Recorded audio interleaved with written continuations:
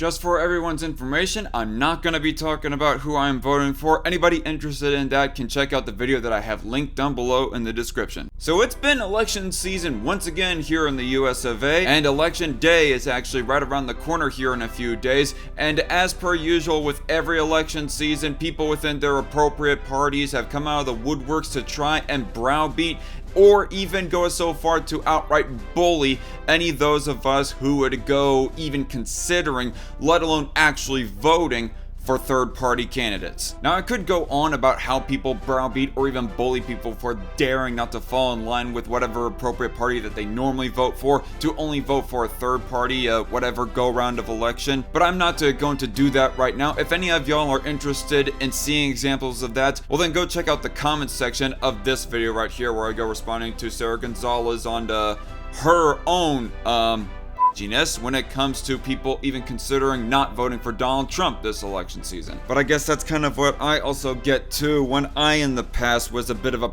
to people who would consider voting third party or just not voting for whoever the main Republican nominee is. My deepest regrets and apologies to those people that I was a bit of an to when it came to that subject. Trust me, I now empathize. I now know how it feels. Ever since 2016. But all that is not why y'all are here today. You're here for me to address a certain argument that is very commonly used when it comes to people voting third party.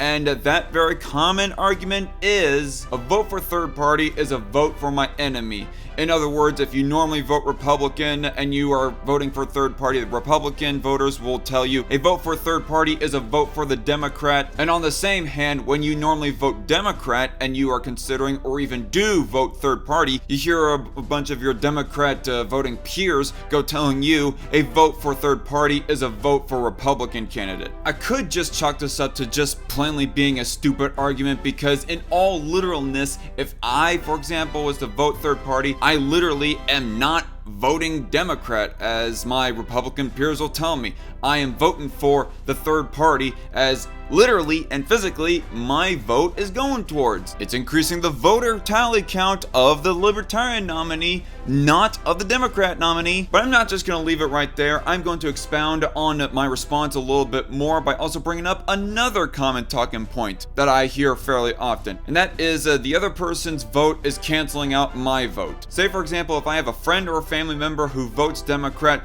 their one vote cancels out my one vote in a way that it kind of shrinks the difference between the Republican and Democrat nominee. At least for in Kansas anyways, because that is where I live right now. Of course, in all literalness on that though, it's not like a one vote to anybody, like literally subtracts the total voter count of whatever opposite party that we're talking about. But let's just run with the talking point for right now. Here I have a few helpful little graphs to help illustrate my point. The topmost red block representing me and my vote. In this first one, with me voting Republican, the Republican nominee wins with a difference of 2 votes. In this next one, I vote Libertarian, with the Republican nominee winning with a difference of only 1 vote against the Democrat runner-up. The difference between the 2 leading nominees decreased, yes, but if we're to follow the canceling out votes logic, it only really applies in what is effectively a two-way race.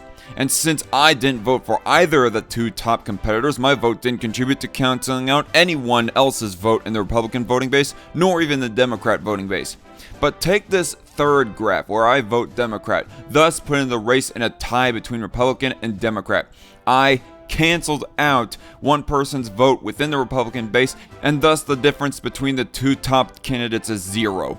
Not only in this case did I decrease the total vote count of the Republican by 1 by not voting for him, but I also increased the total vote count of the Democrat by 1 by voting for him.